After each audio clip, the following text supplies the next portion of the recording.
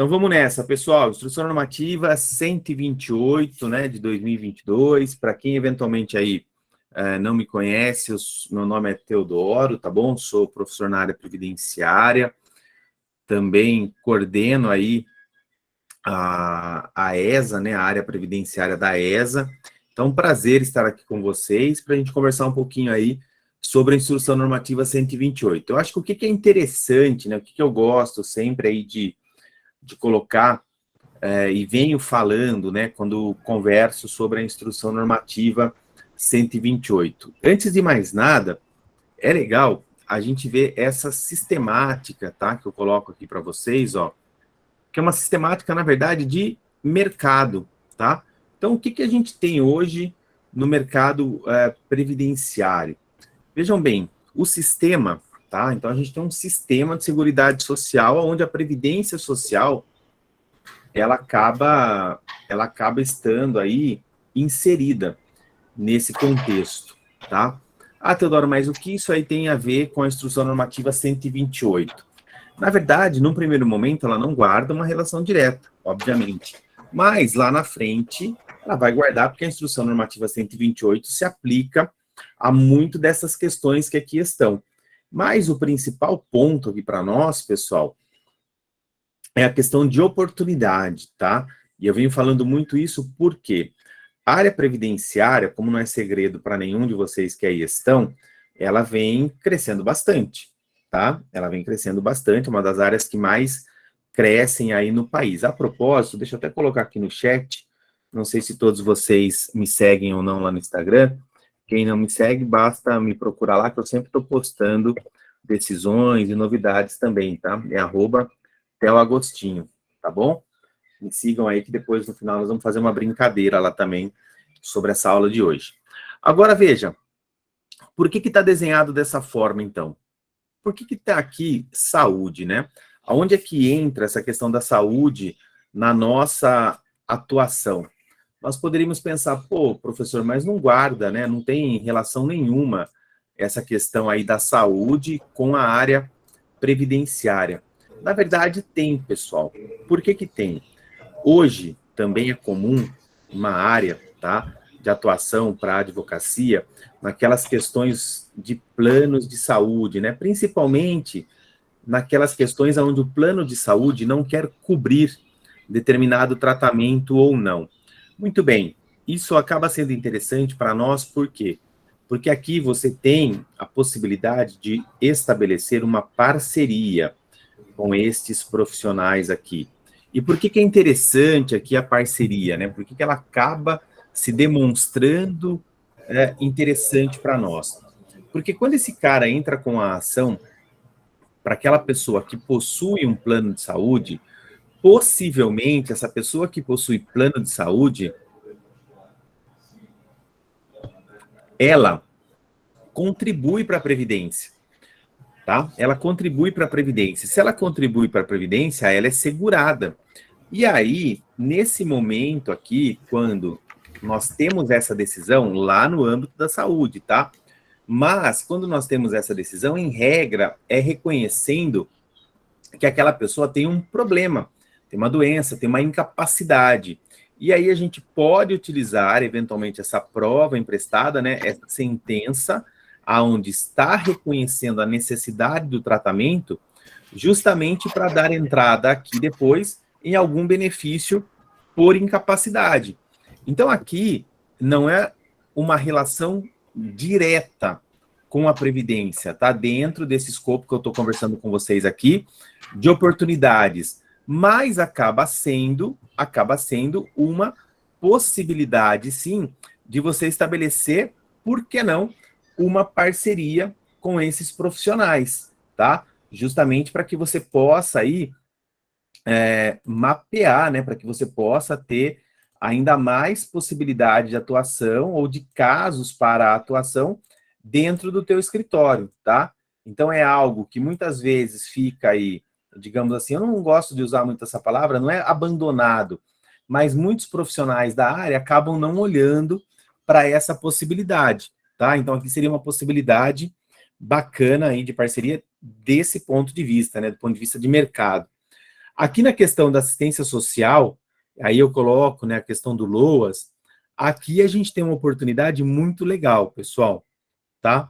Muito bacana mesmo e que pode, eventualmente, aí, nos trazer, digamos assim, um bom retorno, inclusive do ponto de vista financeiro.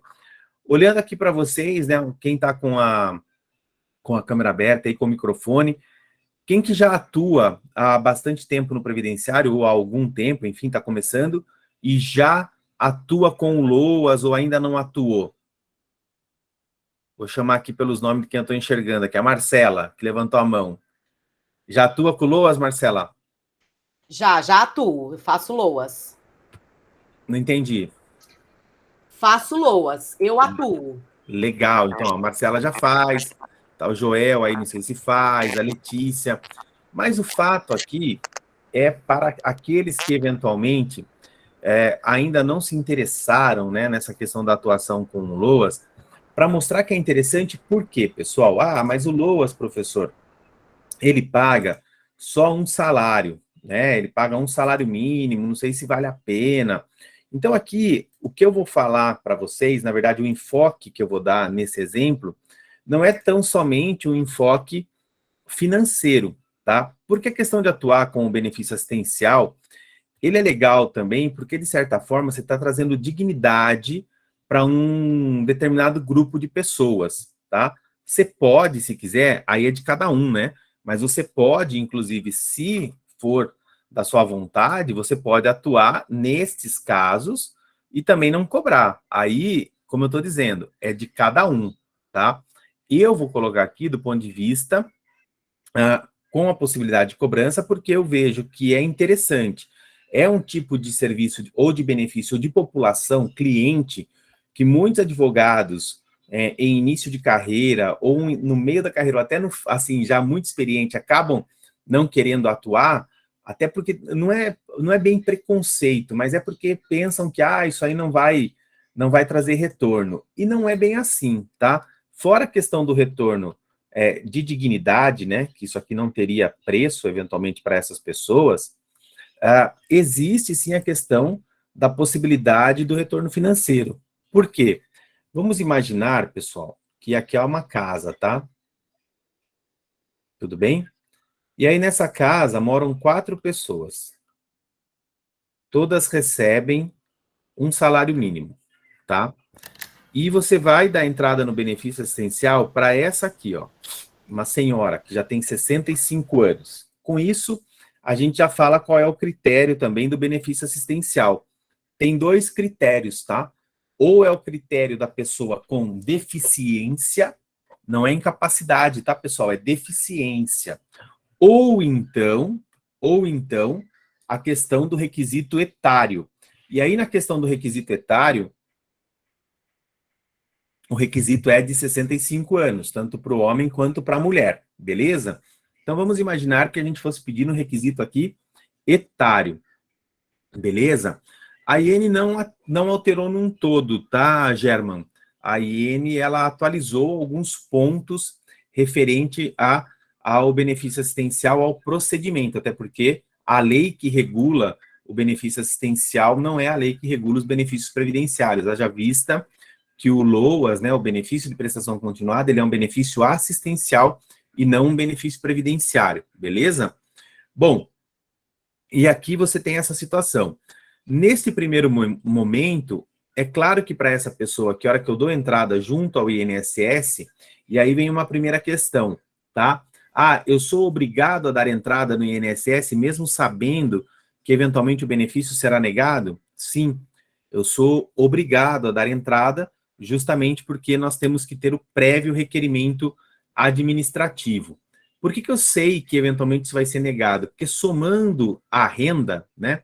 Somando a renda aqui e dividido, não pode passar 1/4 do salário mínimo. Não pode ultrapassar 1/4 do salário mínimo. Esse é o critério objetivo que nós temos, tá?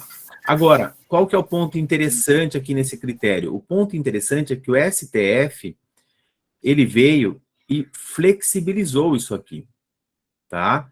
Flexibilizou de que forma? ele diz o seguinte, que tem que ser analisado caso a caso.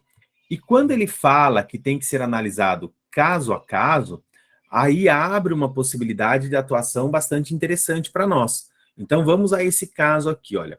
Seria negado. Então, vamos imaginar que nós demos entrada hoje, né?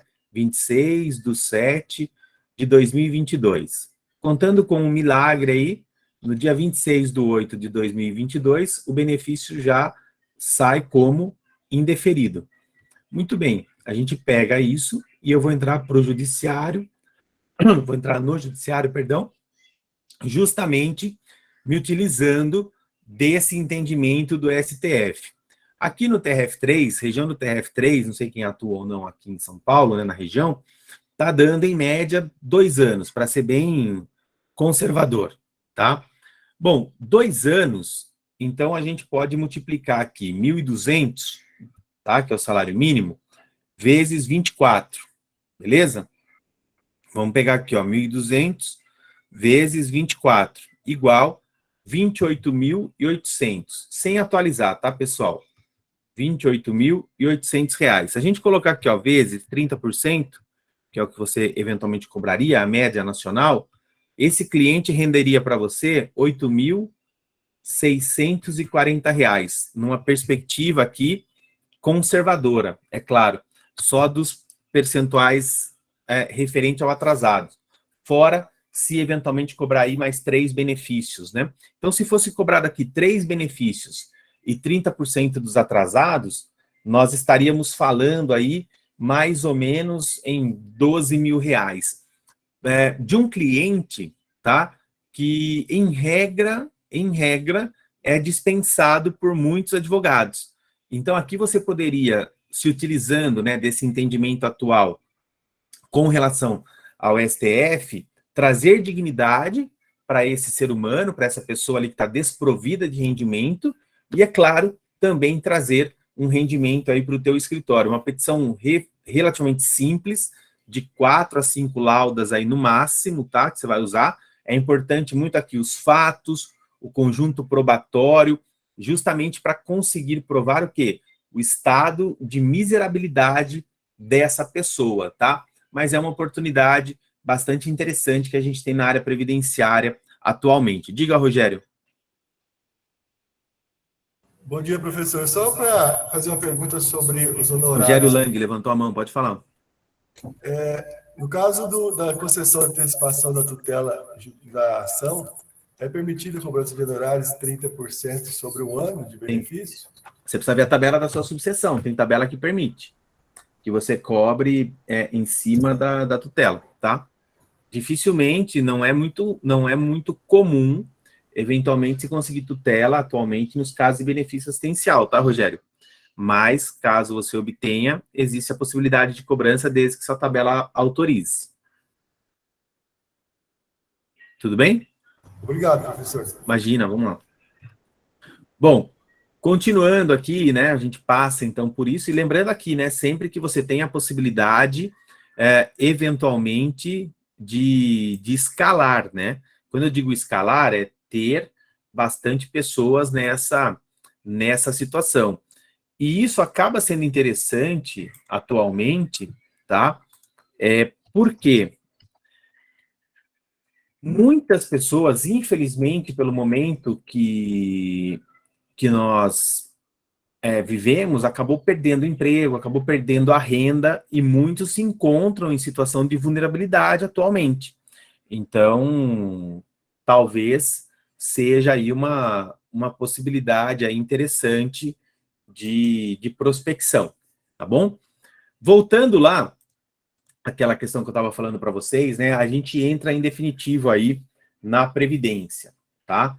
E aí vocês percebem ali que eu coloquei os 3 regimes previdenciários justamente para que vocês observem comigo e eu fale para vocês aí as oportunidades que nós temos e que, de certa forma, não que estão sendo deixadas de lado, tá? Mas que merecem aí a atenção de vocês, já que todo mundo está interessado aqui na área previdenciária. Vou começar ali por aquele do canto pela Previdência Complementar. Previdência Complementar, pessoal, quantos advogados e advogadas vocês acham que existe no Brasil atualmente que trabalham com previdência complementar? Bota aí no chat. Chuta aí, de 1 a alguma coisa. O Ricardo já colocou lá, não passa de 200. Então, vamos lá. Na verdade, Ricardo e demais, não passam de 100 advogados, pessoal. Não passam de 100 advogados atualmente, tá? Que atuam de forma especializada com essa parte aí de previdência complementar. E é uma área muito interessante, tá? Vou dar um pequeno exemplo. Aliás, vou trabalhar com 2 exemplos aqui para vocês, só para vocês terem noção da onde é que nós temos a oportunidade. Vamos lá. Bolino casado, tá? Bolino casado com triangulina, tá? Bolino, presta atenção. Casado com triangulina. Estão casados há quantos anos? 20 anos. O Bolino possui um plano junto a uma instituição financeira e a Previdência Complementar aberta, tá? Possui um plano em que, se ele virar óbito, vai render uma previdência, um prêmio de 2 milhões de reais, tá? E ele colocou lá como beneficiário a triangulina, tá? Então tá lá como beneficiária a triangulina. Tudo bem? Vocês estão acompanhando? Aí, Bolino conhece, tá? Retangulina. Bolino conhece retangulina. E fica louco, Joel, perde a cabeça por retangulina, tá? E ela fala, olha, meu amor, você não me dá segurança nenhuma, tal, não sei o que. Ele falou, não, por isso não. Eu vou até o banco com você agora. Aliás, nem vou no banco, vou entrar no aplicativo aqui e vou mudar no meu plano o beneficiário que está a triangulina e eu vou colocar você, retangulina, como minha única beneficiária nesse plano de previdência complementar. Se acontecer qualquer coisa comigo, é você, retangulina, que receberá eventualmente esse valor aí, esse prêmio, né, digamos assim, de 2 milhões de reais. Muito bem, meus queridos. Dito e feito, transcorreram-se aí 6 meses, Bolino morreu. Primeira pergunta, tá? Primeira pergunta. Esse procedimento adotado por ele de troca de beneficiário é legal? É possível? E a segunda pergunta, que é atrelada à primeira. Triangulina, nesse caso, realmente não vai ter direito a nada? Quem vai ficar com o prêmio de 2 milhões será, de fato, retangulina? Ou tem algo a ser feito aqui? Quem quiser responder é só abrir o microfone e falar.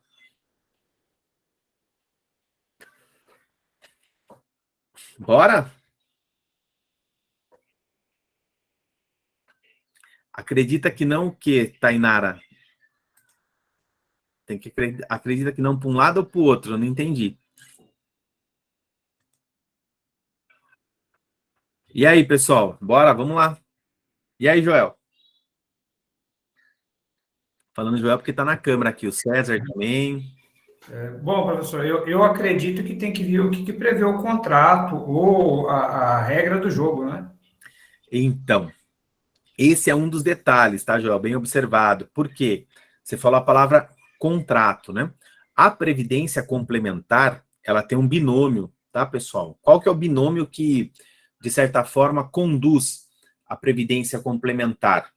É a contratualidade e a facultatividade, ou seja, eu só faço se eu quiser um plano de previdência complementar, né? Por isso é facultativo. E ele é através de um contrato. Até tem essa questão do concubinato mesmo aqui, poderia ser, tá, Márcia? Mas não nessa relação, porque aqui seria uma relação privada.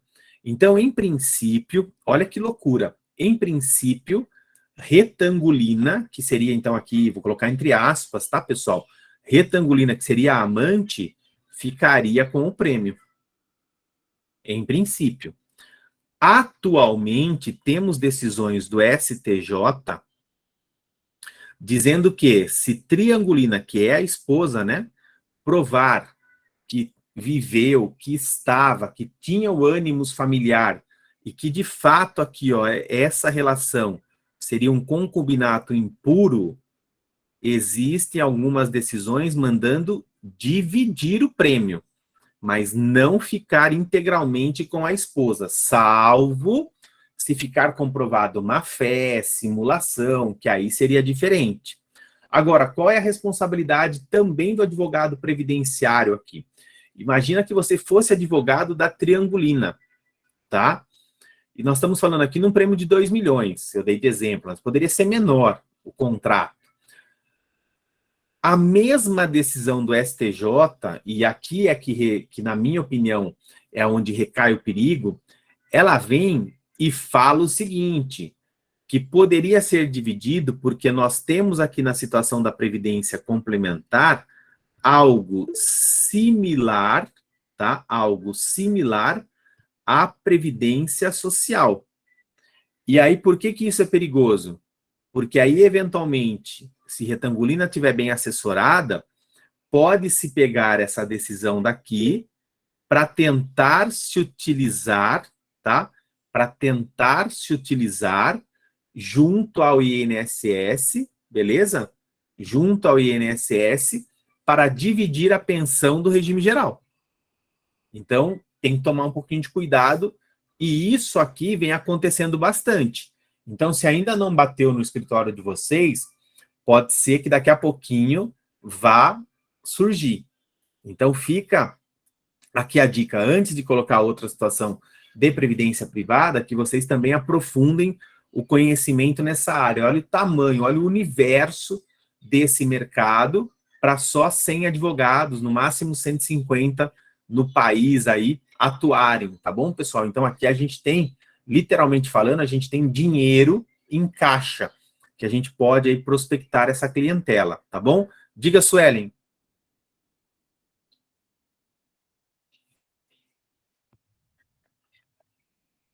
Você não liberou, acho que o áudio aí, Suelen.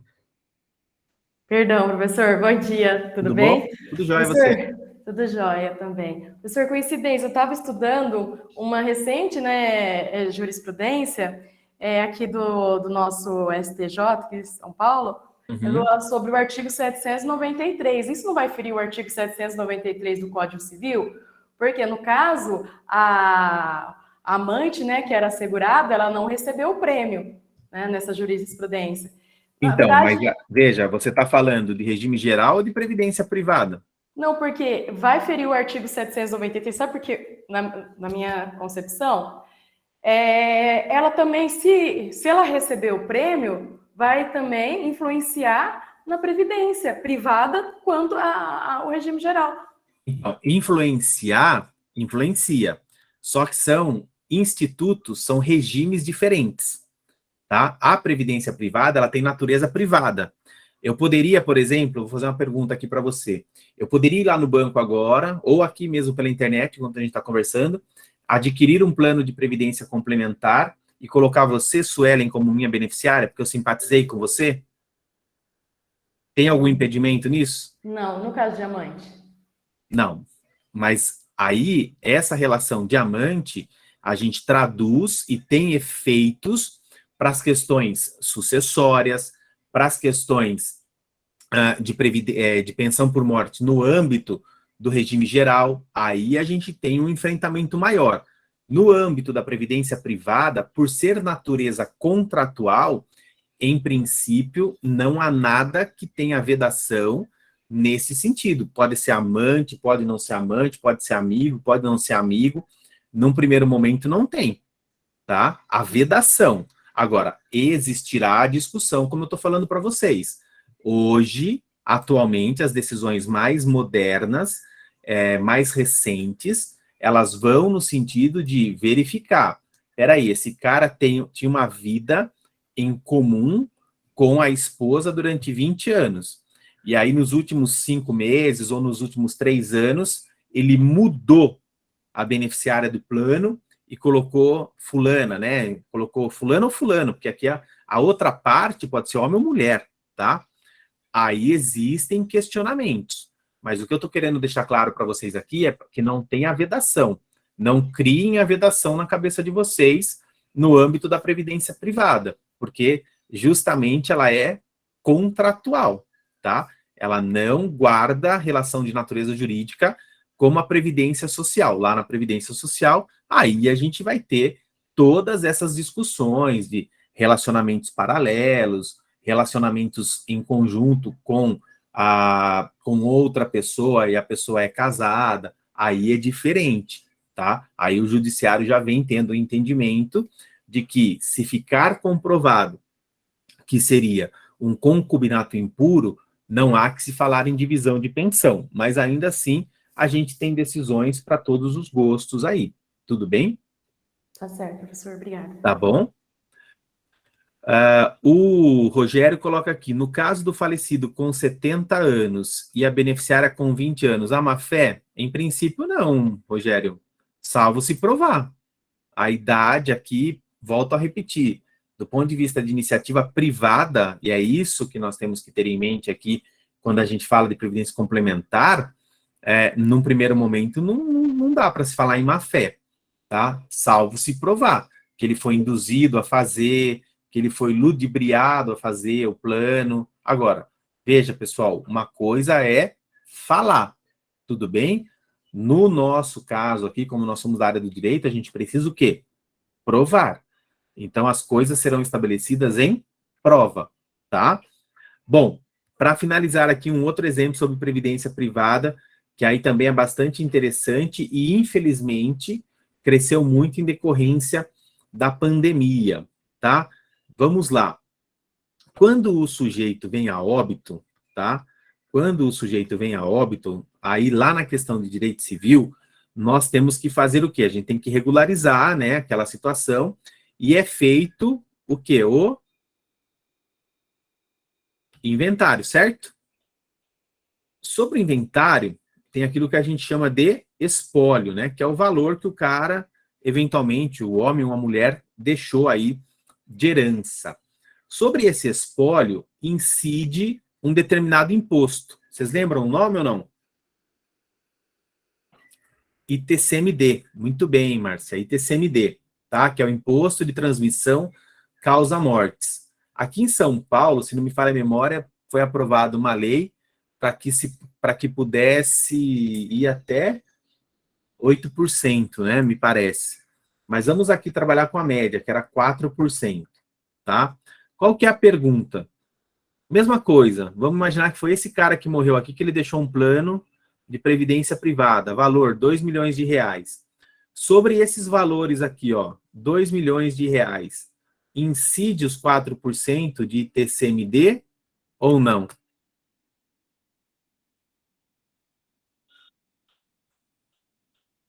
Funcionaria mais ou menos como seguro, professor? Não? Depende.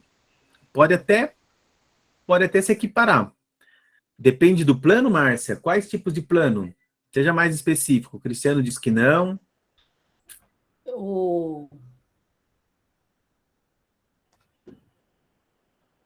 Aberto.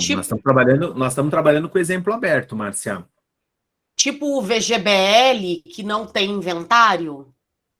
VGBL, tem o PGBL aberto, tem o VGBL e o PGBL. Então, a pessoa não precisa de inventário. O beneficiário pode ir direto no banco e pegar o dinheiro. Muito bem. Agora, e se ele foi lá fazer um inventário, o cara do cartório colocou lá esses valores e recolheu? E é isso aí, Jonathan. O fisco, resumindo aqui, tá, Marcela? O fisco sempre vai dizer que incide, inclusive com auto de infração nesse sentido, tá, pessoal? Auto de infração é quando o fisco, eventualmente, cobra alguém. No entanto, não incide ITCMD sobre os valores creditados ou pagos, né? IR, sim. A título, nós estamos falando de previdência aqui. A título de contribuição previdenciária, a título de ITCMD sobre planos de previdência complementar. E aí aqui seria muito interessante, porque basta você entrar com mandado de segurança, tá? E aí, como é que se pratica no mercado? Normalmente, também se cobra um percentual sobre o valor economizado, né? Sobre o proveito econômico. Então, aqui no nosso exemplo, a gente está colocando ali 2 milhões. 4% de 2 milhões daria algo, acho que 80 mil, né? É isso? Deixa eu ver aqui. Vezes 4%, igual, isso, 80 mil. Se você entrasse com um MS, né, para que não fosse cobrado, ou então, para ter a devolução desse dinheiro, vamos imaginar que você cobrasse 30%, então, vezes 30%. Nós estaríamos aí falando de 2.400, mais ou menos, aliás, 24 mil reais. Então, acaba sendo também uma saída bastante interessante, e é um mercado que está posto aí e vem acontecendo bastante por falta de informação, tá? Por falta de informação. Então, é algo que dá para vocês trabalharem também dentro desses nossos exemplos rápidos aqui, que eu estou trazendo desse organograma, tá? Regime próprio, pessoal. Regime próprio é a mesma coisa. Mesma coisa o quê? Mesma coisa no sentido, assim, de poucos profissionais, tá? Sim, Cristiano, pode cobrar também para entrar com MS. No regime próprio, também são poucos profissionais que atualmente se dispõem a se especializar e atuar nessa previdência, que é uma previdência voltado aos próprios servidores públicos, tá? Servidores públicos estes que podem ser de ordem municipal, federal ou estadual.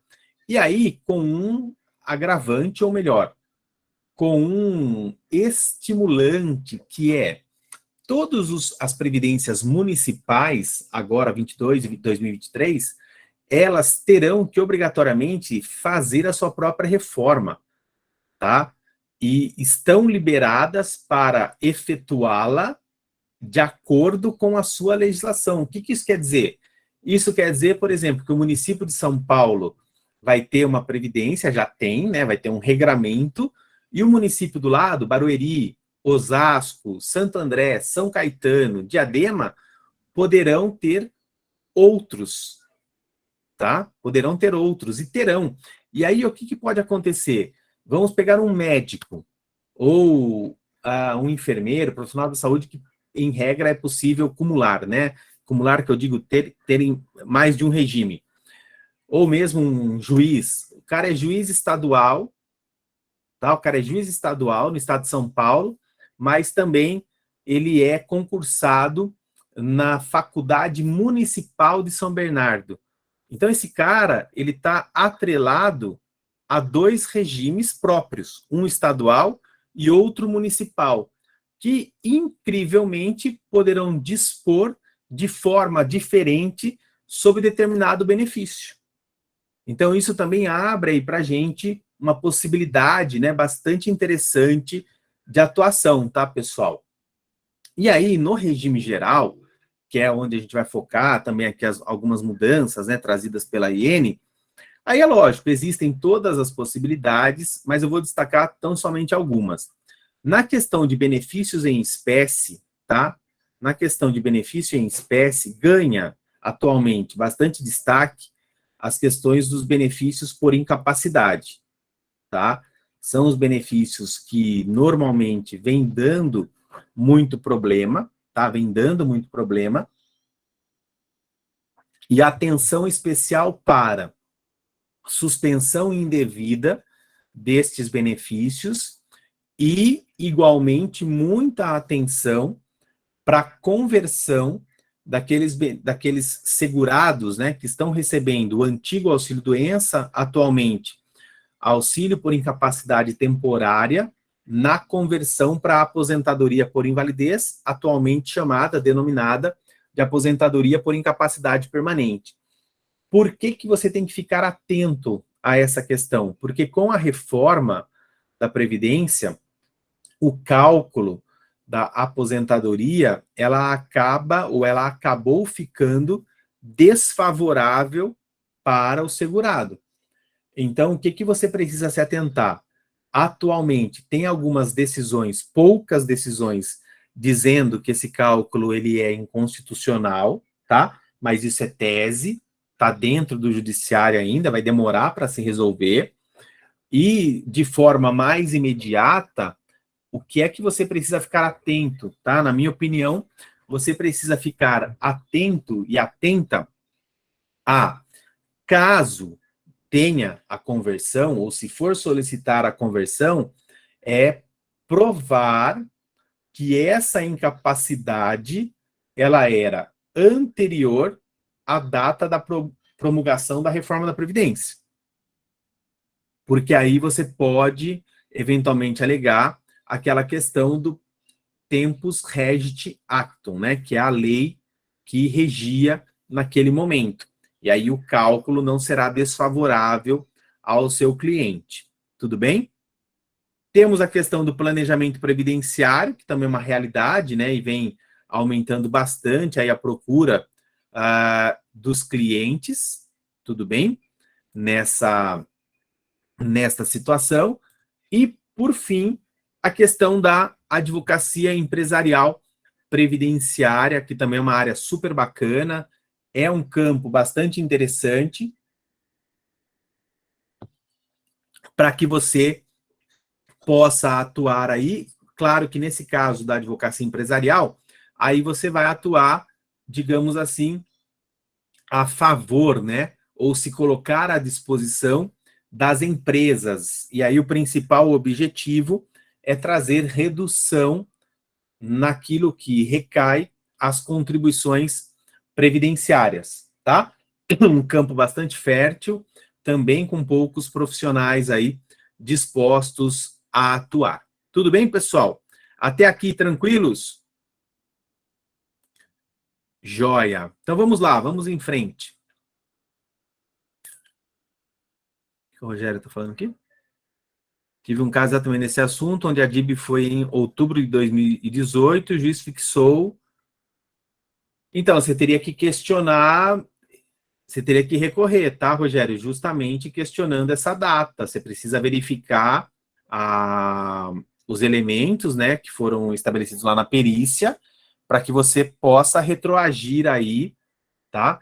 Para que você possa retroagir a DIB a outubro de 2018, senão o teu cliente, salvo se for salário mínimo, né? Se for salário mínimo, aí não faz diferença. Mas se não for salário mínimo, o teu cliente vai ser prejudicado, sim, nessa questão do cálculo. E é isso mesmo, Michele, a partir agora de agosto, nós vamos ter um curso aí sobre a advocacia empresarial previdenciária na ESA, tá, pessoal? Gratuito, se inscrevam lá, porque nós falaremos aí de todas essas oportunidades aí de forma mais detalhada, beleza? Bom, vamos lá. Entramos, então, aí agora em definitivo na questão da IN. E aí, é claro, a gente precisa chamar atenção para o processo administrativo. Então, o primeiro ponto está lá no artigo 523, né? O que é essa questão do processo administrativo? São todos os atos praticados, aí, os atos administrados pela Previdência em todos os seus canais de atendimento. Isso é tido, então, como a questão do processo, tá? Como a questão do processo previdenciário. Jonathan, tá lá no site da ESA, começa agora em agosto, tá? Dia 5 de agosto. Depois eu vou ver até o final da nossa aula aqui se eu consigo achar o link, e aí eu já coloco aqui para vocês também, beleza, meus queridos? Não deve estar difícil, eu pego e já coloco aqui, mas voltando então aí a nossa, desculpa, a nossa questão, beleza? Então vamos lá. Bem tranquilo, isso é o processo administrativo, né? Esta é a definição, melhor dizendo aí, do que seria ou do que é, então, o processo administrativo previdenciário, tá? São todos os atos de responsabilidade do próprio INSS em todos os seus canais de atendimento, tá? Todos os canais de atendimento, então, válidos, beleza? Ah, mas quais seriam, então, esses canais de atendimento? Todos possíveis e imagináveis. O 135, o meu INSS, se você for presencialmente e dar início a essa questão, então, todas estas são entendidas como atos processuais ou procedimentais do INSS e de bate-prontos é dado início aí ao processo administrativo, tá? Na sequência, galera, eu coloco para vocês aqui, pô, aí a gente remonta, né, rememora a época da faculdade, que é aquela questão da pirâmide de Kelsen. E por que aqui ela está invertida, tá?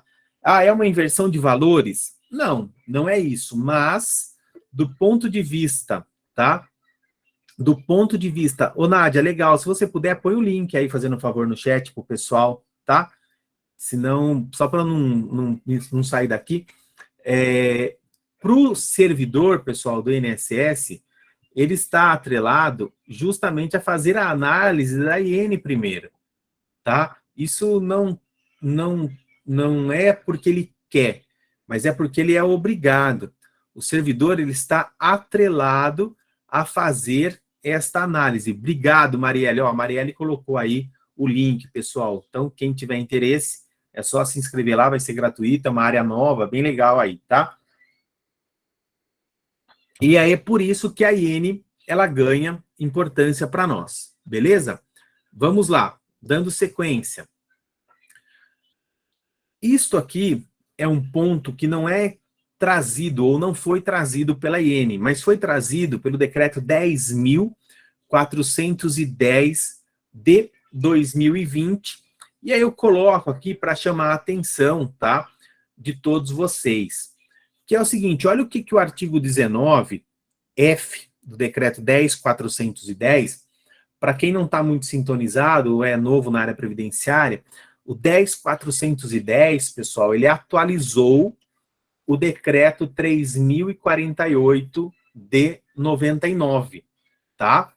E ele trouxe o seguinte para nós, ó, a obrigação do Instituto de promover a instrução de requerimentos e a comprovação de requisitos legais para o reconhecimento de direitos não afasta a obrigação do interessado ou o seu representante de juntar ao requerimento toda a documentação útil à comprovação do direito, principalmente em relação aos fatos que não constem da base de dados da Previdência Social.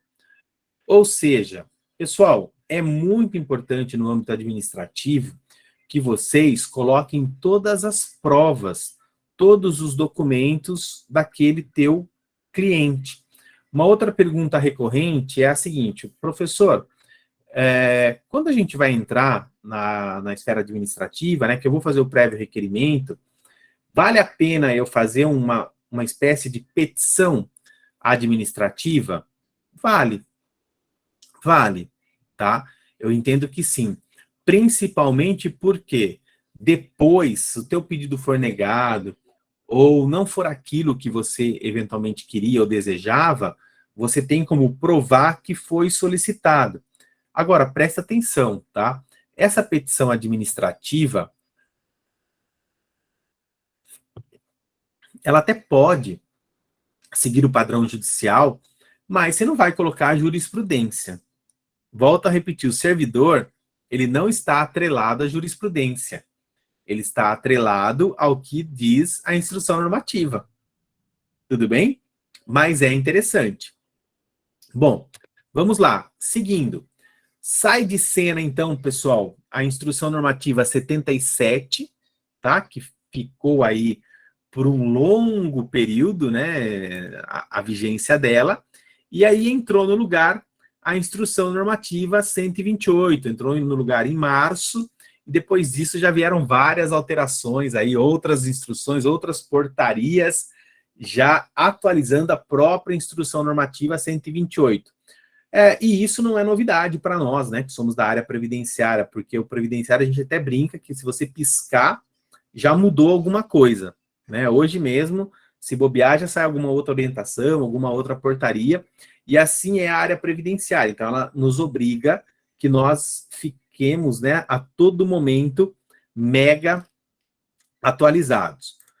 Muito bom. A instrução normativa 128, então, ela entrou em vigor no dia 28 de março, disciplinando aí regras, procedimentos e rotinas. Aí vamos lá, pessoal. Professor, a instrução normativa, ela trouxe bastante alteração? Ela trouxe algumas alterações, tá? Principalmente na forma. Na instrução normativa 77, nós estávamos habituados tão somente à instrução normativa 77. Agora não. A instrução normativa 128, como até vou destacar na sequência, ela não veio sozinha, porque ela vem a instrução normativa 128 e ela traz mais 10 portarias, que foram chamados aí de livros, tá? Então, atrelado a isso, a gente tem 10 portarias e, fora isso, ela revogou mais de 500 atos. Foram revogados, tá? Então, na prática, a gente continua estudando, não tem, é humanamente impossível ter estudado tudo que ela trouxe. Agora, muito do que foi trazido foi atualização, tomando por base a reforma da Previdência, porque a Instrução Normativa 77 não estava devidamente atualizada. Beleza? Vamos lá.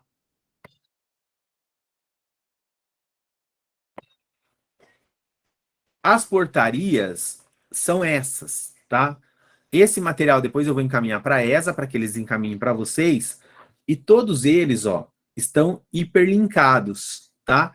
Então, a gente tem lá a portaria 990, vai falar de procedimento e rotina, que vai falar de cadastro, administração, retificação de informações e outros, tá? E assim, seguindo, beleza? Ó, portaria 993, depois aqui na sequência, todas elas, ó, 994, 995, 996, 997, eu deixei tudo já hiperlinkado para que fique mais fácil aí o estudo de vocês posteriormente, tá? Até a 999, que é o que vai disciplinar aí procedimentos e rotinas de reabilitação. Então, eles meio que dividiram.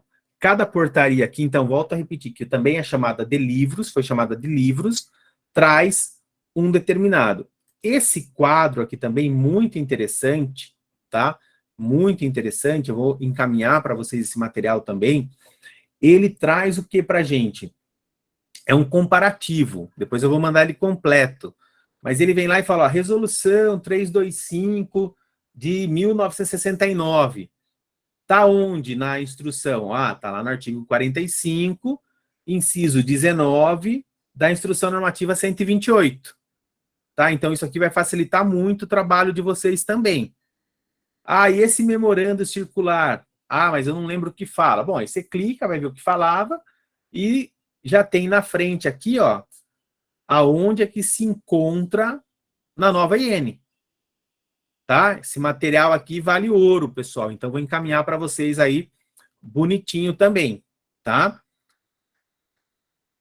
Bom, como eu disse, a parte ela possui mais de 674 artigos, com essas 10 portarias, vai totalizar aí para a gente mais de 400 páginas e a bagatela de 2.000 artigos. Tá fácil ou não a nossa tarefa aí? Marcela, Joel, Suelen, César, e a galera que tá aparecendo para mim aqui mais rápido aqui. Então não é fácil, tá? Não é fácil. Aqui a gente vai colocar alguns pontos principais, vou mandar esse material que vai auxiliar vocês. Agora, o que é fundamental? Principalmente em decorrência dessas revogações e desse dispositivo aqui, ó, que está aqui no finalzinho da IN, ó. A IN 128, seu último artigo, traz isso aqui, ó, que é o artigo 674. Ela fala o seguinte, olha, esta instrução normativa entra em vigor na data de sua publicação, devendo ser aplicada a todos os processos pendentes de análise e decisão.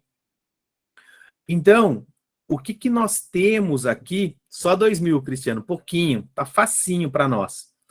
Então, o que é um ponto aqui, pessoal, importantíssimo, tá? Vejam só, e aqui é importante aqui a nossa atenção agora.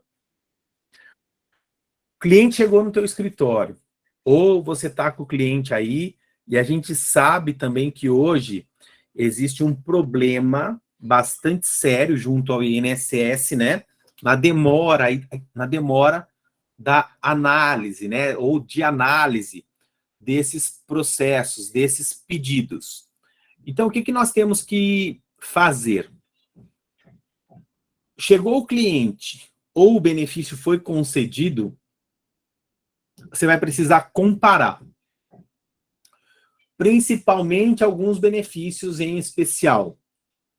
Benefícios para segurado especial, benefícios por incapacidade, se eventualmente for períodos em que ele ficou recebendo benefício por incapacidade, agora você está pedindo aposentadoria para que seja computado aquele período, aposentadoria especial.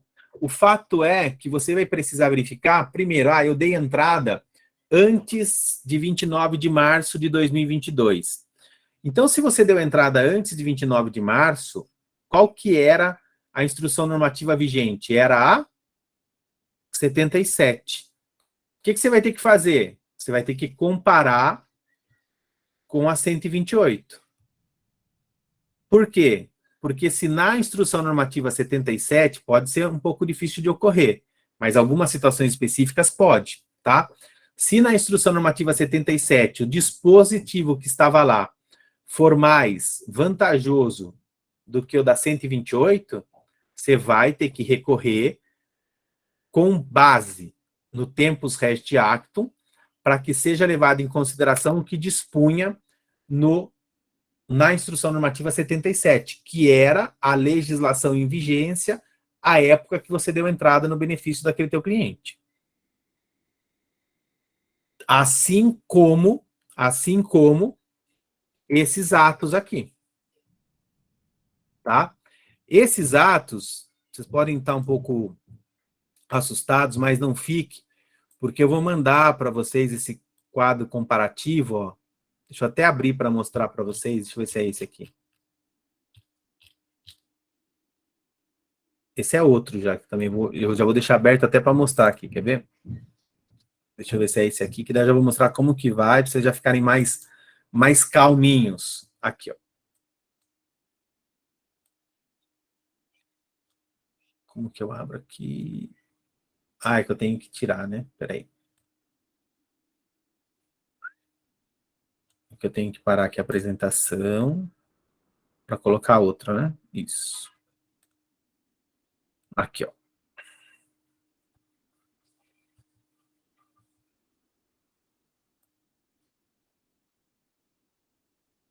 Tá vendo, ó? Então ele é completão, pessoal. Tá tudo pronto, ó. Tá em PDF, bonitinho, eu vou mandar para vocês, tá vendo, ó? Então esse quadro aqui, ele já vai auxiliar e muito. Beleza?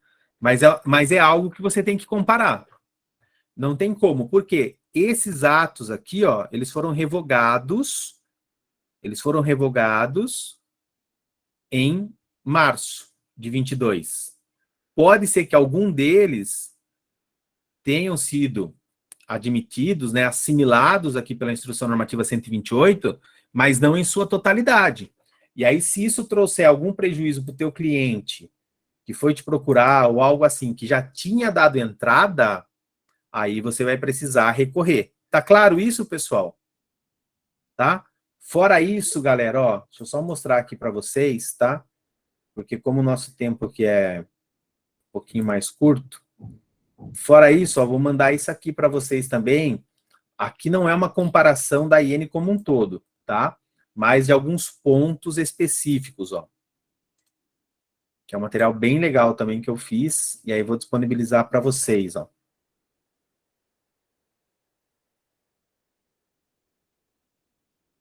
Abriu aí? Abriu. Então, veja só. Na IN 77, o artigo 6º, falava, ó, no caso da alteração da categoria de segurado, na 128, como é que tá? Tá vendo? Ó, é um comparativo aí artigo por artigo. Não todos os artigos, tá? Mas alguns artigos importantes, ó, de filiação, de todos eles. Legal? Então, isso aqui também estará disponibilizado para vocês, certo? E aí eu vejo se eu tenho mais alguma coisa aqui e mando, é claro, para que possa auxiliar aí vocês no dia a dia. Vamos voltar lá para os nossos slides. Foram os slides, é claro, que eu vou encaminhar, tá? Bom, então, feita essa observação aí de obrigação de análise, a gente começa a fazer uma análise mais pormenorizada aí das questões trazidas pela instrução normativa 128. Aqui, galerinha, eu fiz questão aqui de colocar, a gente não tem tanta novidade aqui, mas é importante por quê, tá? O artigo 8º, tá? O artigo 8º, ele vem lá e fala que se permite, tá vendo? A presença pressuposta, admite-se a inscrição pós-mortem do segurado especial, obedecidas as regras vigentes. Agora, atenção, porque é do segurado especial, tá? E aí ele traz algumas outras questões aqui, no parágrafo 10º, no parágrafo 11º, e no parágrafo 13, que eu destaquei aqui, ó, ele vai falar o seguinte: a comprovação dos dados pessoais e de outros elementos necessários e úteis à caracterização do segurado poderá ser exigida pelo Instituto a qualquer tempo, tá? Para atualização de cadastro, inclusive quando da concessão de benefício. Então, isso é algo que está lá no artigo 8º, claro que ele remete aqui à questão do segurado especial, então você precisa aí ficar atento a esse dispositivo que nos traz, beleza? Além disso, pessoal, dando sequência aqui, este é um ponto muito polêmico, tá? Que a Instrução Normativa 128 nos trouxe, mas que igualmente a gente precisa ficar atento. Por quê? Porque a IN 128, ela regulamentou, ela trouxe, melhor dizendo, regulamentação a essas questões de notificação. Ô, Teodoro, mas por que isso é importante? Olha só. Havendo no processo uma notificação, qual é o exemplo, então? Uma abertura de exigência, por exemplo. O sistema, ao identificar o acesso com CPF e senha, agora presta atenção, ó, independentemente se quem acessou é o segurado ou o seu representante, tornar-se-á válida a notificação. Ou seja, sabe aquele nosso cliente que entra direto lá e muda a senha do meu INSS, esquece de avisar a gente? Quando ele acessar, se tiver alguma notificação lá, será dado como notificado e, igualmente, o prazo estará sendo computado. Tudo bem? Muito bom. A nova IN também ela dispõe, que essa notificação ela será o quê? Presumida, pessoal, após 5 dias da sua disponibilização no processo, quando ocorrer a opção pelo requerente para acompanhamento através de canais remotos. Também está lá no artigo 549. Então, tem que ficar atento, tem que ficar atenta com relação a este dispositivo, com relação a esta questão de notificação, justamente para fazer, né, o acompanhamento de prazos, tá bom? O Ricardo, ele fala que assim, olha, mas e se eu colocar a opção de não? Bom, Ricardo, se você colocar não, ótimo, não estará presumida, tudo bem? Porém, se o nosso cliente entrar lá e não nos avisar, será dado como notificado, tá? É isso que o artigo está falando. Diga, Joel. Professor, como a gente faz alguns processos administrativos, a gente vê que, pelo menos, em relação à IN 77, cumprimento de exigência, muitas das vezes pede para apresentar a documentação ou cumprir alguma exigência no prazo de 30 dias, independente dessa ciência, porque, igual o doutor falou, muitas das vezes o cliente troca a senha, a gente não tem acesso. Quando a gente consegue ter acesso, está no final do prazo, ou já expirou o prazo e o benefício acaba sendo indeferido. Nesse caso, então, isso não vai acontecer se já tiver passado do prazo de 30 dias, mas ninguém tomar ciência da abertura da exigência, né? Seria isso? Então, eu não afirmaria para você que isso não vai acontecer. Sim. Tá, Joel? Como eles colocaram que isso, na verdade, ela é presumida, né, essa notificação, então a gente acaba tendo que ter muito mais cuidado com essa questão do prazo aí do processo administrativo. Inclusive, fiquem muito atentos, né? Hoje é muito normal você ter aqueles programas de gerenciamento de processo e eles são robotizados. Então, muitas vezes eles acabam entrando ou mandando o andamento de determinado processo. Quando ele entra e eventualmente dá esse andamento, pode ter essa presunção aí da questão de notificação e prazo também encaminhado, tá? Então tem que ficar bastante atento. Sim, recomendo que vocês coloquem, acho que foi a Márcia, né, que colocou aqui, recomendo isso. Recomendo que vocês coloquem no contrato essa questão de dados. Aliás, duas questões, só fugindo total aqui da IN, tá? Mas como foi falado de contratos, eu acho primordial atualmente vocês colocarem, ponto 1, essa questão de alteração de dados de senha. Eu acho que é fundamental uma cláusula aí explicar para o segurado, inclusive se for o caso para ele dar ciência sobre isso no contrato, tá? E também de que os dados dele, aqueles dados que estão junto ao INSS, são de responsabilidade do INSS, não de vocês. Por que eu estou dizendo isso, pessoal? Porque hoje, com a questão da Lei Geral de Proteção aos Dados, essa questão de vazamento de dados é muito sério. Até agora, de manhã, 9 horas, se vocês forem depois lá no meu Instagram, vocês vão verificar que eu acabei de postar lá, pela manhãzinha, antes da gente começar aqui, uma decisão de dano moral previdenciário em decorrência de vazamento de dados, tá? Então, também eu acho, na minha opinião, é importante que vocês coloquem isso no contrato de vocês, tá? Bom, vamos lá. Programa tem vários, Carolina, tem vários, tá? Tem que ver no mercado, faça uma pesquisa, mas hoje a maioria dos programas de acompanhamento processual também acompanham o andamento na esfera administrativa do INSS, tudo bem? Da validade dos dados aqui do CNIS, pessoal. O que eu quero chamar a atenção, que está em verdinho ali, é o parágrafo único, tá? Esse parágrafo único, ele traz para a gente o seguinte, olha, somente serão solicitados ao filiado documentos expedidos por órgãos públicos ou certidões quando não for possível a sua obtenção diretamente do órgão ou da entidade responsável pela base de dados oficial.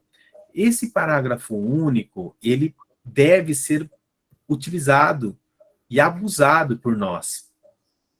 Por quê? Porque a maioria hoje dos órgãos públicos, dou de exemplo aqui, Receita Federal, Justiça do Trabalho, Justiça Federal, possui comunicação para com o INSS.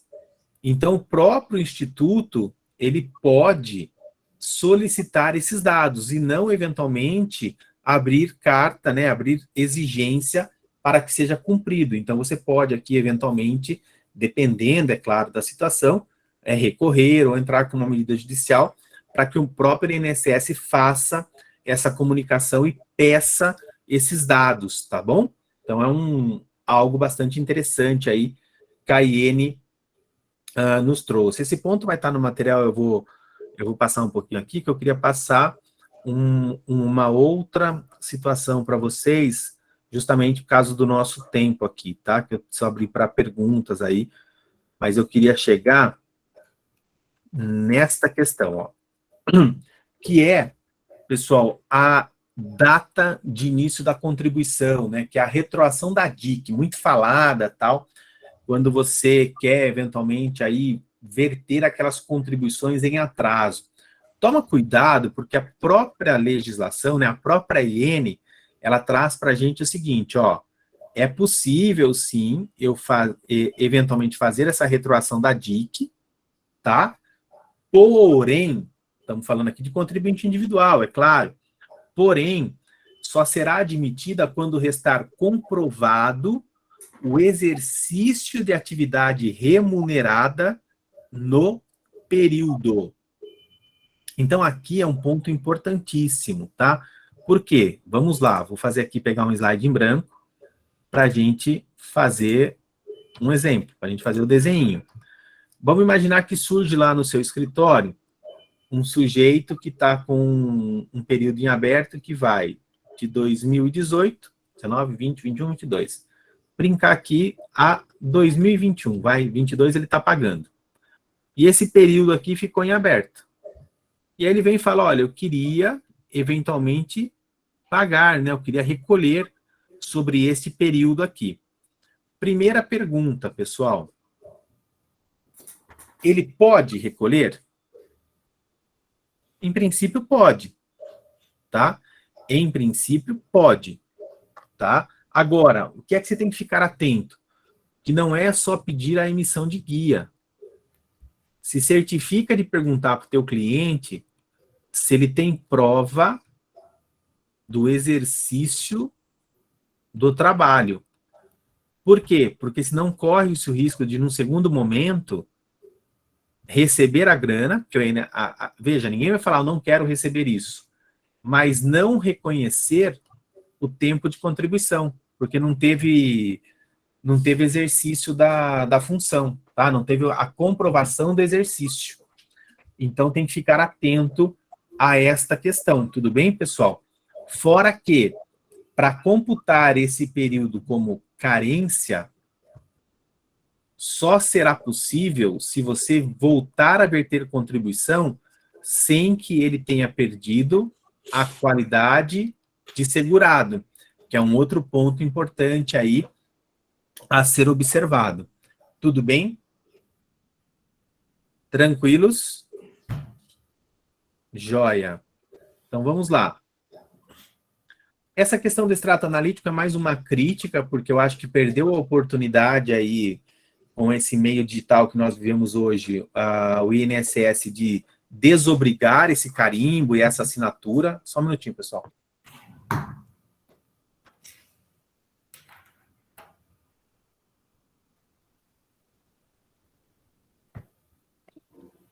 Tudo bem? Perdida a qualidade na época. Na época, para ser computado como carência, ele não pode ter perdido a qualidade de segurado lá, tá? Vamos lá, aqui é uma decisão só, que também não tem muito segredo. Agora, esse é o ponto que eu queria finalizar para vocês, que aí sim é uma novidade super bacana, e aí a gente trabalha com o caso específico, tá? Então, eu estou brincando aqui com o nome, vocês não liguem aqui para a imaginação fértil aqui do professor. Vamos lá, ó. Senhor Invalidonildo estava recebendo aposentadoria por incapacidade permanente desde 2015. Aí ele teve a sua aposentadoria cessada no mês de maio de 2022, tá? Primeira pergunta, vamos lá. Receberá parcelas, né, aquelas mensalidades de recuperação? Todo mundo sabe aqui do que eu estou falando? Sim, receberá. Por que ele receberá aqui, Marcela? Porque o benefício foi cessado, né? Ele foi chamado e o benefício foi cessado. Se ele tivesse se apresentado pedindo para cessar o benefício porque ele, por vontade própria, estava retornando ao trabalho, aí não tem essas parcelas de recuperação, tudo bem? Agora, como é que se dá o pagamento dessas parcelas de recuperação? Ele volta para o trabalho, normal, ele vai receber o salário, porém, junto com o salário, durante 6 meses, ele vai receber 100% do valor do benefício, legal? Nos próximos 6 meses, ele vai receber 50% do valor do benefício, e nos últimos 6 meses, ele vai receber 25% do valor do benefício. Tranquilos até aqui? Maravilha. Aí é que vem agora a grande questão. Esse período, tá? Imaginando que, de repente, ele não voltou a exercer uma atividade, só foi cessado o benefício, esse período de recebimento de parcelas de recuperação, no caso, 18 meses, eles serão computados como tempo de contribuição? Não, eu acho que não. A Marcela disse que não. Só que, daqui a pouquinho você vai ver, Marcela. E aí, claro, igualmente, período de graça e cálculo. A IN, ela trouxe uma novidade para nós, Marcela. Olha que legal. Lá no artigo 333, parágrafo 5º, ela vem e fala para nós, olha, a mensalidade de recuperação será considerada como tempo de contribuição. Observado o quê? O inciso 2 do 55 da 8.213, e inclusive o período com redução de renda prevista no caput. O que é que vai falar o 55.2? O tempo intercalado em que esteve em gozo de auxílio-doença ou aposentadoria por invalidez, tá? Então, se for intercalado, né, ele está recebendo a parcela de mensalidade, as mensalidades de recuperação, perdão, e intercalou com trabalho, né, ele voltou a contribuir na sequência, será computado como tempo de contribuição. Então, aqui é muito interessante, tanto para fins de cômputo de tempo de contribuição, certo, Marcela? Quanto também para fins de cálculo do benefício, porque se esse período está sendo considerado como tempo de contribuição, pessoal, ele também tem que ser considerado como salário de benefício. Então, isso daqui entra, eventualmente, lá na frente, no cálculo do benefício, na média, tá? Além disso, também se é entendido como tempo de contribuição, nós só iniciaremos, tá?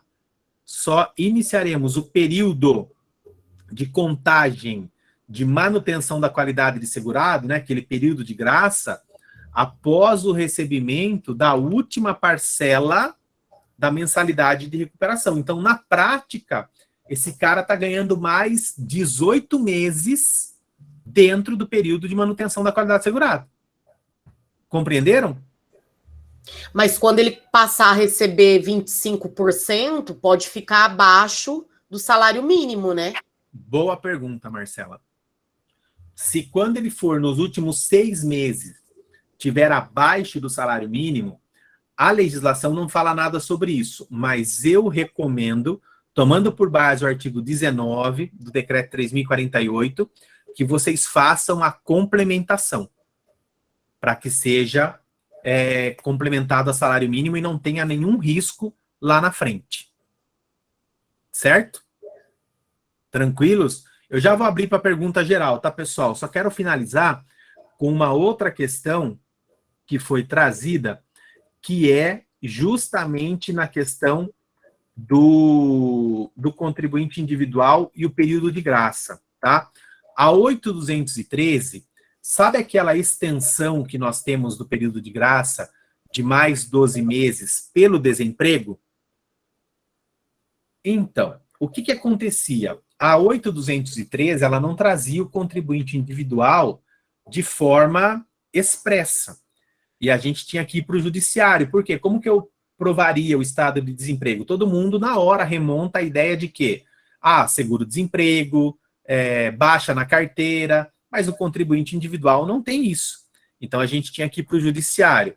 A instrução normativa, ela resolve esse problema, colocando lá no artigo 184, mais especificamente no parágrafo 10º, que o segurado contribuinte individual faz jus à prorrogação prevista no parágrafo 5º, que é essa extensão de mais 12 meses. E aí, o que é que vocês... Eu vou parar aqui a apresentação, tá? Depois eu vou mandar o material para vocês. O que é que vocês precisam guardar, pessoal? Guardem esta palavra. Estado de desemprego. Estado de desemprego. Por quê? Para o contribuinte individual, a gente precisa provar que ele está num estado de desemprego para eu conseguir computar mais estes 12 meses. Como é que eu vou provar isso? Tá? Posso provar pelo extrato de CNIS, sem aparecer novas contribuições lá. Posso provar por aqueles programas de obtenção de emprego, posso provar com um relatório médico demonstrando que ele não estava apto ou não estava trabalhando, posso demonstrar com a conta corrente eventualmente negativada ou sem movimentação, contas em atraso, tá? Nome inscrito no serviço de proteção ao crédito.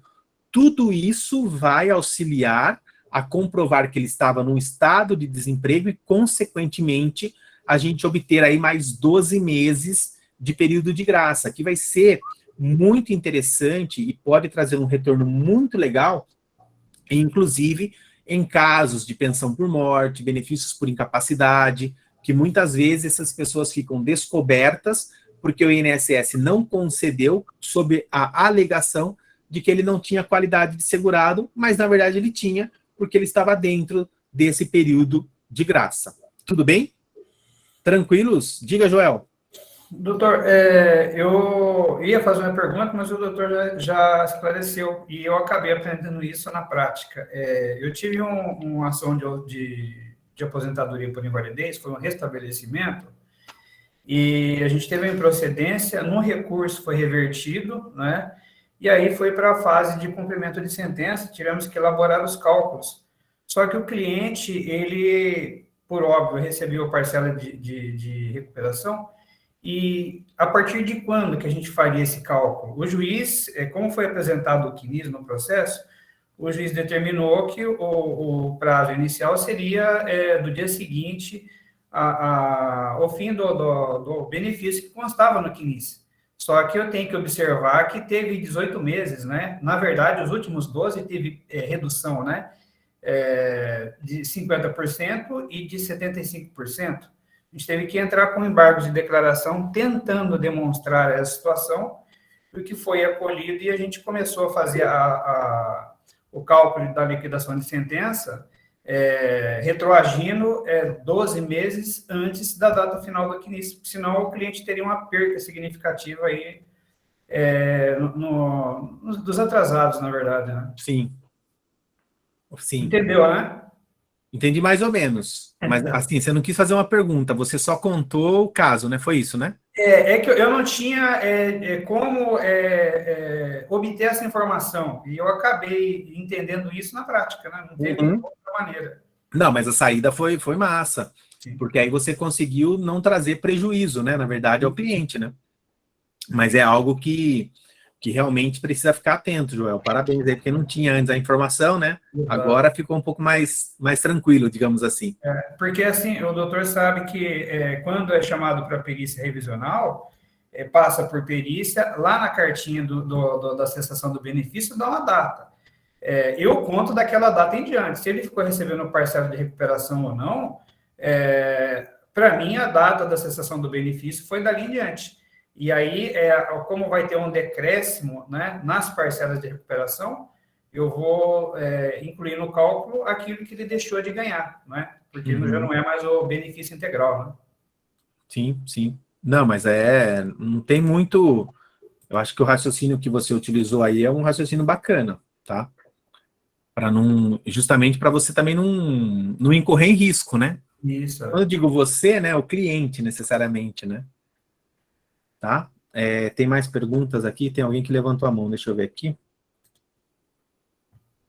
Tinha sido eu. Professor, eu tenho uma dúvida. Oi, Jonathan, tudo bem? Ela talvez pode gerar muito debate e tal, mas é a seguinte, com relação a esse último caso do Ivanildo, eu acho que é Ivanildo, por exemplo. No caso, ele teria direito a receber ele estava recebendo um benefício por incapacidade permanente, não é isso? E quem ele estava recebendo. Sim, e que em tese iria incidir a contribuição previdenciária sobre o valor, não é isso? No tempo de recuperação. Não, incide sobre o salário. Mas aí, quando ele voltou, é isso que você está falando? Que o benefício foi cessado? Se o benefício foi cessado, ele retorna para o trabalho. Ele retornou para o trabalho, ele vai receber o salário mais as parcelas de recuperação, que seria uma espécie, entre aspas, aqui, né? Apesar de não ter essa natureza, mas seria uma espécie de Era a indenização. natureza dessas parcelas de recuperação que eu estava na dúvida. Qual é a natureza dela? Se não é salário, é indenização, então, é isso? Na verdade vai ser uma espécie de indenização, né? Porque como foi cessado o benefício dele, então, depois de 5 anos, né? Então ele tem essas parcelas de recuperação que o próprio nome já diz, que é para ele se recuperar para o mercado de trabalho. Essa que é a ideia. Entendi, obrigado. Imagina. Mais pergunta, pessoal? Bora? O Ricardo Cremonese fala do seu livro, já saiu a edição nova?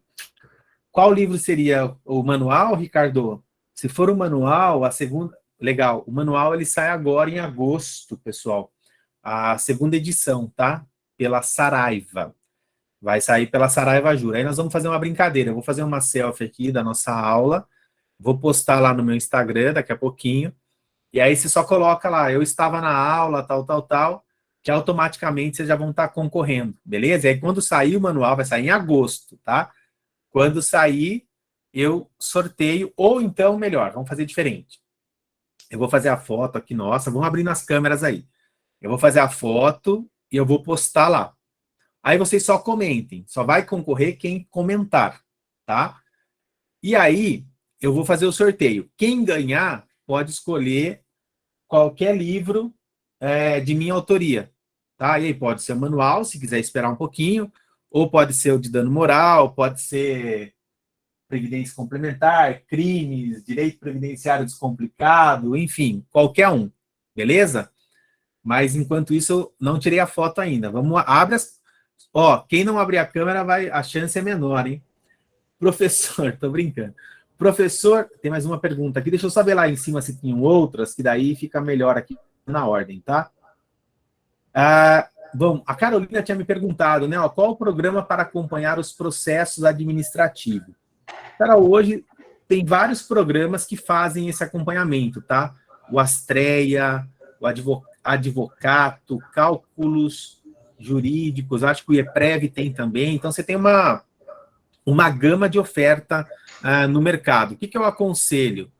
Entre em contato com essas empresas, faz uma cotação e pede para usar uns 7 dias aí para verificar se você vai se adequar ao layout, à forma, né, do programa, tá? O Felipe diz assim, esse tipo de requerimento só tem o êxito do protocolo pelo guichê, pois o meu INSS não tem. Penso eu que esse pedido que o Felipe estava falando é da guia, né, de recolhimento, Felipe. Eu também aconselho que faça sempre através do guichê virtual, tá, pessoal? Até porque, hoje em dia, essas guias, elas não são... Algumas ainda você consegue emitir pelo meu INSS, mas, na verdade, a competência para arrecadar e fiscalizar contribuição não é do INSS, é da Receita Federal. Então, você vai conseguir emitir por lá. Aliás, até uma dica com relação a isso, tá? Eu dei o exemplo lá da questão do recolhimento, tá? De 3 anos, né? Aí eu vou aproveitar para responder aqui a Márcia. Ela colocou, desculpa, professor, essas contribuições têm limite de anos? Até 5 anos, por exemplo? Não. Você pode pagar mais do que 5 anos. O limite de 5 anos, eventualmente, é de cobrança por parte do INSS, tá? E também, claro, de recebimento. Por isso que os atrasados, normalmente, quando se recebe na esfera judicial, são limitadas a 5 anos, porque isso daí foi trazido com a súmula vinculante número 8 do STF. Tá? Mas voltando aqui... Tem alguém com o microfone aberto. Mas voltando aqui a essa questão da receita. Vale a pena, pessoal, eventualmente, vocês se atentarem para o seguinte. Se no caso do cliente, tá? Presta atenção agora. Ele tem 3, 4 ou 5 anos que estão em abertos, tá? Ele quer colocar em ordem, Marcelo, mas não vai fazer diferença para ele hoje. Ou seja, ele não vai conseguir se aposentar amanhã se ele recolher. Ele só quer recolher porque ele vai ficar mais próximo de se aposentar. De repente, pessoal, não vale a pena vocês emitirem a guia junto à Receita e efetuar o pagamento direto. Por quê? 2 problemas. Primeiro, tem que pagar de uma vez só. E segundo, tem juros e multa. Então, se ele é um contribuinte individual, ele quer fazer o recolhimento desse período, ou seja, ele está assumindo que tem essa dívida, dá entrada no parcelamento. Porque aí no parcelamento, acho que é o da Simone que está aberto, Simone, agora fechou. Porque aí no parcelamento não tem a incidência de juros. E é parcelado. Sai muito mais barato. Sai muito mais barato. É claro que só será computado após a quitação desse parcelamento. Tá? Mas se ele tinha, vamos brincar aqui com números, se ele tinha 50 mil para pagar de uma vez, eventualmente você pode fazer o parcelamento, em vez de 50 mil vai dar 39, e ele paga à vista também, e você economizou 11 mil reais para o teu cliente. Tudo bem? Parcelamento também é solicitado direto na Receita, tá? E vou além. Isso é um entendimento meu, tá? Entendimento meu, quero deixar bem claro, é uma possível tese. Quando ele faz o parcelamento, eu entendo que se o parcelamento for consolidado, tem um reconhecimento implícito aí da atividade laboral. Então, aquele questionamento que a legislação traz, que eu tenho que provar a atividade laboral, já não poderia ser exigido, porque quando ele faz o parcelamento, quando ele adere o parcelamento é consolidado, a Receita fala, pô, eu estou aceitando esse parcelamento, existe um reconhecimento implícito de que teve o trabalho, de que foi oferido renda e de que existiu o débito que ele está reconhecendo agora. Ficou claro isso aí para vocês? Joia. Descendo um pouquinho mais aqui. Professor, Oi, pode falar. isso no INSS só, né? Como assim, Joel? O senhor está me dizendo da guia, né, e do parcelamento, mas isso feito direto no INSS, né? Não, o parcelamento é feito na Receita. Tá, mas aí esse parcelamento na Receita, o INSS, ele entende como tempo trabalhado? Ou reconhece isso como tempo trabalhado? É isso que eu estou falando para você. Quando você faz o parcelamento, tá? Quando você faz o parcelamento, não basta eu chegar lá e falar, eu quero aderir ao parcelamento. Só isso não vai servir. Você vai falar, ó, quero aderir ao parcelamento. Ah, mas por quê? Porque, ó, eu exerci a atividade de 2000 a 2025 e ficou em aberto. Os caras vão verificar a Receita, né? Porque é lá que você faz o parcelamento. Eles vão verificar e vão falar, não, beleza, vou emitir as guias. E aí tem aquilo que a gente chama de consolidação do parcelamento, que é isso. Então, o que eu estou falando que eu entendo, Joel? Quando ocorre a consolidação desse parcelamento, é porque a Receita Federal está falando implicitamente o seguinte, Teodoro, eu reconheço que você trabalhou, que você auferiu renda, mas que você não pagou, e está reconhecendo essa dívida agora.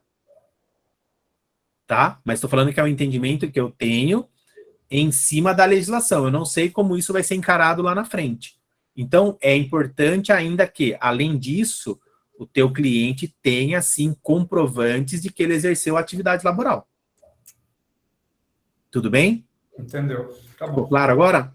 Claro. É que eu tive um caso assim também. Foi em decorrência de uma sentença trabalhista, não houve o recolhimento, e a gente fez o parcelamento direto no INSS. Né? Foi gerada a guia, foi feito o pagamento.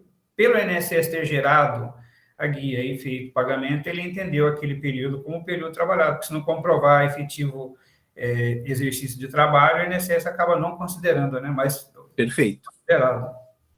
Tá? O Rogério coloca assim, ó, professor, o segurado desempregado no período de graça sofre a lesão que lhe causa incapacidade decorrente da acidente de trânsito. Neste caso, a DIB é a data do acidente, o valor fica em 100%.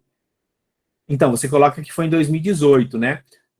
Rogério, se você der entrada e ficar comprovado, e o perito assim entender também, que era lá de 2018, aí sim o cálculo tem que ser com base na legislação anterior à reforma da Previdência, tá? Aí é exatamente o que você colocou.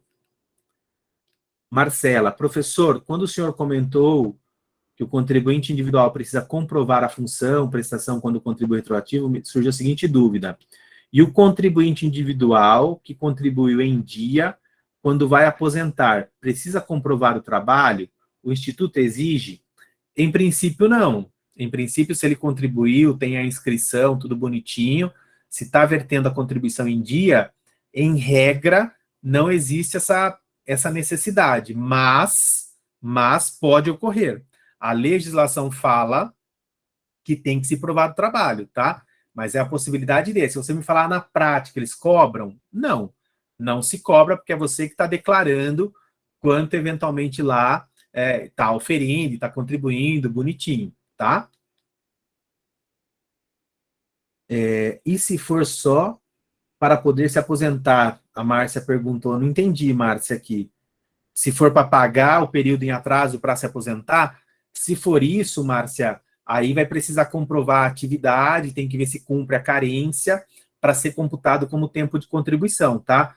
Mesma coisa no parcelamento, ainda que seja feito parcelamento, para poder utilizar esse tempo como tempo de contribuição, tem que ocorrer a quitação do parcelamento, tá? E todos os comprovantes e exigências que a legislação traz, tá? Aí o Felipe traz, então se o Instituto reconhecer o tempo e o INSS emitir a guia, não paga e vai na receita para pagar o período parcelado? Felipe, eu não entendi o que você quis dizer aqui. Se você dá entrada no processo administrativo para pagar o período em aberto junto ao INSS, é o próprio INSS que vai emitir as guias, tá? Ele emite a guia, mas quem cuida do dinheiro é a Receita, mas é o INSS que vai emitir a guia. A alternativa que eu dei foi uma alternativa de você ir direto à Receita e fazer o parcelamento daquele período para você não ter que pagar, você não, o teu cliente, não ter que pagar de uma vez só junto ao INSS, tá? Obrigado, Jonathan, Ana Carla, tal. Bom, acho que é isso. Ninguém mais tem pergunta, meus queridos? Tranquilos? Deixa eu fazer nossa fotinho aqui. Vamos lá. Abram a câmera aí, hein? Arruma o cabelo, cara de acordados.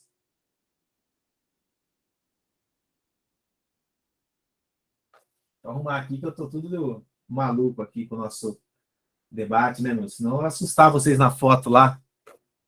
Vamos lá.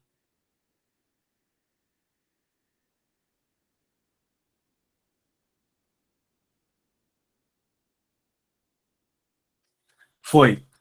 Queridos, quero agradecer vocês aí, obrigado pelo carinho, tá? Pelas mensagens aqui positivas. Se alguém tiver mais alguma pergunta, aproveita aí, o canal está aberto.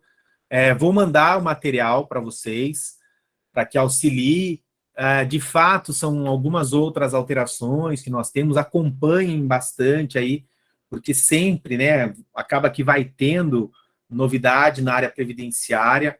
Fica o convite para vocês estarem conosco também no curso de empresarial, vai ser totalmente gratuito, e também, não sei se vocês sabem ou não, a gente está com a pós-graduação aí pela ESA presencial com o lançamento dela, né, as vagas estão abertas, a gente inicia as aulas agora em setembro de 2022, e seria um prazer contar com vocês aí conosco, tá bom? Ô, professor, eu tenho interesse nessa pós-graduação, tá aberto, o senhor sabe o valor que tá, essas coisas, não? Se tem desconto, do velhinho? Aí eu vou ficar te devendo, eu sei que tem desconto. Tem desconto para velhinho, professor? Eu sei que tem tudo isso aí, tem desconto, tem tudo, mas eu não sei o valor, tá? Mas aí eu peço para você, por gentileza, entrar em contato lá com a ESA São Paulo, dar aquela chorada boa lá, que o pessoal, tenho certeza que fará de tudo aí para ter você conosco. E pode fazer uma última pergunta, professor? Claro, César, à vontade. Então, o meu cliente foi preso, sabe? Uhum. E, pelo que diz, o preso não poderia ter auxílio-doença, né? Ele não pode, na verdade, assim, com as alterações que nós tivemos, né, no auxílio-reclusão, quando ele é preso, o benefício de auxílio-doença dele vai ficar suspenso por 60 dias. Se ele for liberado antes de 60 dias, o pagamento volta automaticamente. Se ele for liberado só depois de 60 dias, aí o pagamento é cessado e a família passa a receber o auxílio reclusão. Tem que dar entrada, é claro, né? Uhum. Se ele tiver dentro dos critérios, né? Critério de baixa renda, tudo aquilo, aí a família passa a receber. Então, mas ele ficou um bom tempo preso, tá? E continuou recebendo sem falar nada. Recebendo o quê? O auxílio-doença. Tá. Aí, o que acontece? Pediram prova de vida, que aí quando ele estava em casa, aquele negócio, quando ele estava na saidinha, né? Ele fez o prova de vida, aquele negócio. Daí converteram para aposentadoria definitiva, né? Uhum. Só que aconteceu o que você falou, baixou o salário. E tem prazo para entrar com esse pedido de voltar, porque ele era antigo, né? O auxílio-doença dele era antigo, então você tem prazo para entrar com esse pedido. Olha, prazo não. O que vai acontecer, assim, hoje ele está fora da cadeia, é isso? Tá, hoje ele está fora. O prazo que você tem aí, César, caso ele não esteja trabalhando, o prazo que você tem é aquele no qual ele se encontra com qualidade de segurado. Então, você precisa dar entrada. Ainda que a incapacidade seja, digamos assim... Oi? Ele foi convertido a aposentadoria dele foi convertido ao auxílio-doença em aposentadoria, só que diminuiu o salário, né? Era aposentadoria. Bom, vamos lá. O que é que você tem que... Ó, o pessoal da ESA respondeu aí, tá, pessoal? É só mandar um e-mail lá para a ESA. Já vou te responder. Deixa eu só falar aqui para o Reinaldo. Cálculos previdenciários. Olha, Reinaldo, cálculos tem um programa que chama Prévios e tem o do IEPREV, que é o IEPREV Calc, se não me falha a memória. Entra no site do IEPREV, IEPREV, IEPREV, que aí tem lá simulador de cálculos. É um baita programa também, super legal. E aí vocês choram lá, tá? Voltando aqui ao César.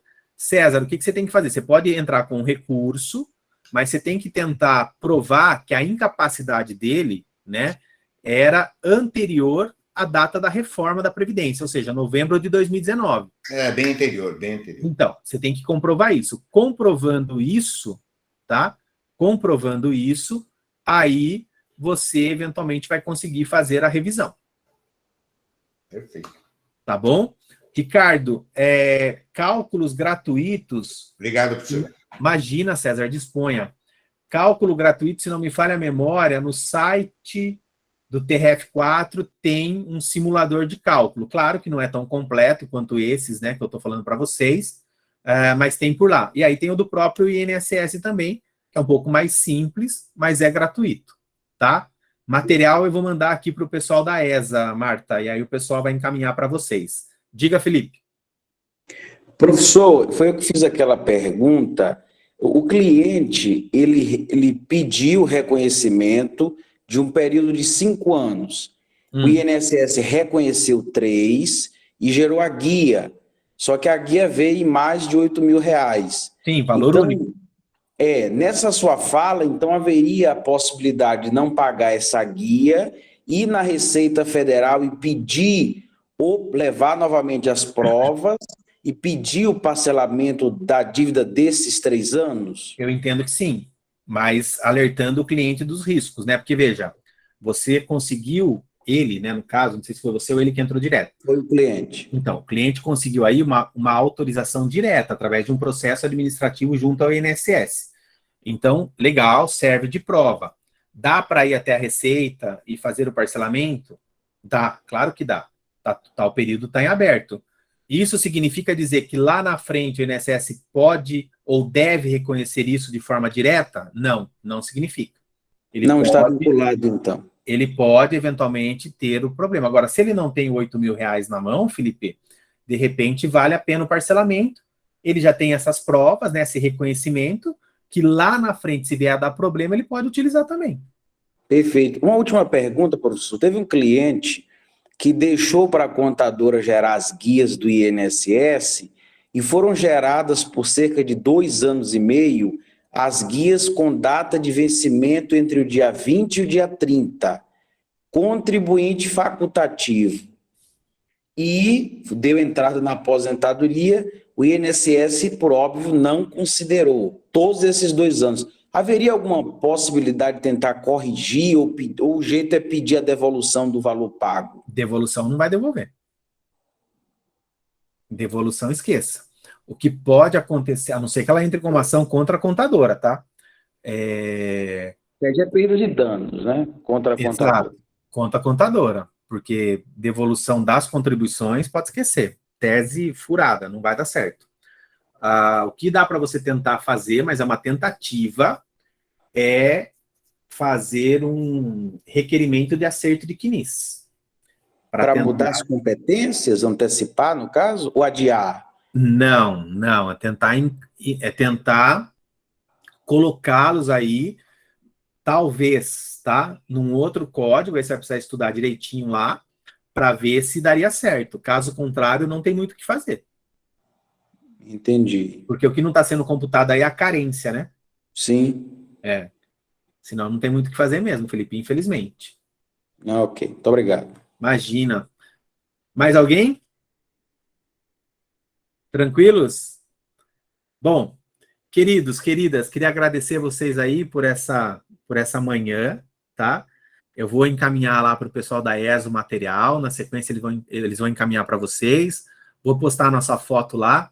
Comentem e espero encontrá-los aí o mais breve possível e contem sempre comigo, tá bom? Uma boa semana aí para vocês, uma boa final de terça-feira, né? E vamos nessa. Fiquem com Deus, pessoal. Tchau, tchau. Tchau. Tchau, tchau. Boa tarde, bom dia a todos. Obrigado, Muito professor. obrigada, professor. Eu que agradeço Valeu. vocês. Obrigada. Bom dia a todos. Muito obrigada, professor. Eu que agradeço.